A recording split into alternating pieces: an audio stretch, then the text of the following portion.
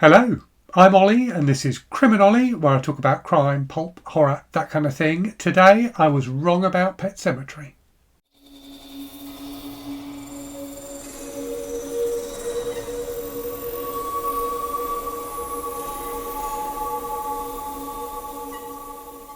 So I said in a recent weekly wrap-up video that I thought Pet Sematary was a short story stretched out to a novel and that it didn't really justify its length.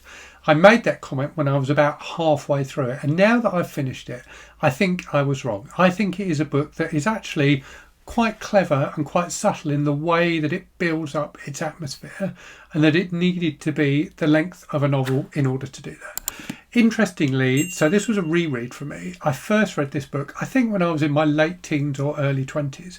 And the rating I'd given it on Goodreads, based on that previous read, and clearly I read it long before Goodreads even existed as a website, but I'd given it 3 stars based on my memory of it. And I think that's because of when I read it. So I think this is a book that appeals and speaks much more to someone like me who is older and who has a family of my own than it would have done to me as a young man. My experience with Cujo was similar. So I also reread Cujo recently, and I enjoyed Cujo on the reread much more than I enjoyed it on the first time round. Enjoy is maybe the wrong word. It had more impact on me. So Pet Sematary, I think, is quite an interesting book. And interestingly, I listened to the audiobook of it, of a more recent edition than this lovely old New English Library copy that I've got. And there was an intro from Stephen King in that where he talked about the publication history of the book. And it was, by the sound of it, a book that he'd written and kind of put to one side. And it ended up kind of languishing in his pile of unpublished books, and only got published because he owed his publisher one more book in order to kind of complete his contract with them. So he was moving to a different publisher and he had to give his previous publisher one final book. And this was a book he'd been reticent about publishing because he felt it was too dark, because he felt it went kind of too far in its examination of like the horror of an assault upon a family, which is really what it's about. Normally in my videos, I'm super careful not to spoil books. I think in this one, there will be some small spoilers for Pet Sematary. Now that said, I think it's a book that is so well established. It's 42 years old now. I think the vast majority of people pretty much know what it's about. And one of the things that I think is really interesting about this book, and that means it justifies its length, is you kind of know what it's about from fairly early on. You know what's going to happen. Stephen King really signposts what will happen later on in the book. So you have a very good sense going into the book of how it's going to end up. So let me start by just telling you briefly, if you don't know, what the book's about. So it's about a guy who's a doctor, Lewis Creed, who moves with his family to a new area. So he's become the kind of chief doctor at a university, basically, working in the medical centre there. And he moves with his family, his wife, his daughter, who I think is, kind of 6 or 7, that kind of age, and their baby son. So they move to this house with the family and the family cat, who's called Church. And the house is by a very busy road. And it is indicated from very early on that Church is probably going to get run over on that road. Not long after they move into the house, they go with their neighbour, Judd, who's an old guy who lives with his wife just over the road. They go up into the hills near the house, into the countryside, and there's a pet cemetery, the pet cemetery of the title there, with loads of pets that have been buried by local children.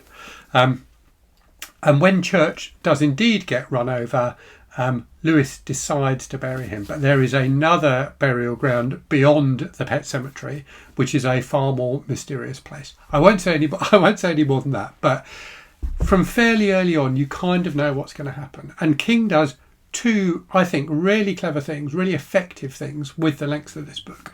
So the first one is he really, really builds up your relationship with the family. So it's a really tight cast of characters. The characters I've mentioned are pretty much the only characters in the book. There are a few kind of superficial additional characters. So like Lewis's wife's parents are in it a bit. Judd's wife, and also some people who work at the medical centre with Lewis. But that's about it. And those characters are really, kind of side characters. So the main characters definitely are those 5, the 4 members of the family and Judd, their neighbour. So it's got quite a tight focus, and you really get to know all of those characters as the book progresses. The adults a bit more than the kids, clearly, but you get a sense of the kids as well. And you really, in particular, like get into the relationship between Lewis and his wife. And that is, I think, really interestingly done. And the whole like presentation of family life felt really realistic to me. King, doesn't portray them as a perfect family by any means. There are tensions within the family, particularly between Lewis and his wife, and those are really, really well done. And the wife has some particular baggage from her past, which I thought was really interestingly kind of examined in the book. So you've got this really tight focus on the characters, and what that means is you really do come to care about them as characters. And when terrible things happen to at least some of them, you feel it as a result. The second thing King does, with the length of it and by the kind of signposting that he puts in early on in the book and throughout the book, you almost feel like you are being told what's going to happen in 3, 4, 5 chapters time. He's always flagging things that are going to happen in the future, like waving a red flag to you saying this terrible thing's going to happen soon, just wait and see. And what that means is the whole book is really, really tense. That tension is there like right from the start, and in the final third it's really, really almost painfully tense, this book. It's like if you imagine watching a horror movie where someone goes into a darkened room, kind of semi-lit room, and over in the corner there's a figure like with their face pointing away from the character, and the main character walks towards them, and as they do, that figure slowly starts turning round, and you know that when you see their face, it's going to be something absolutely horrifying. That's what reading this book feels like. That sense of tension, that sense of building horror is very, very effectively done. And this feels, in many ways, it feels like Cujo, the book I previously mentioned. I think Cujo does something similar. In Cujo, you know that you know what's going to happen. You know that this dog, Cujo, is going to attack the family. But that doesn't actually happen in the book until at least halfway through, I think. There's a really slow build-up, but the tension is there right from the start. And it just gradually ratchets up and up and up as the book progresses. King does exactly the same thing in Pet Sematary, and it's very, very effective and very horrific as a result.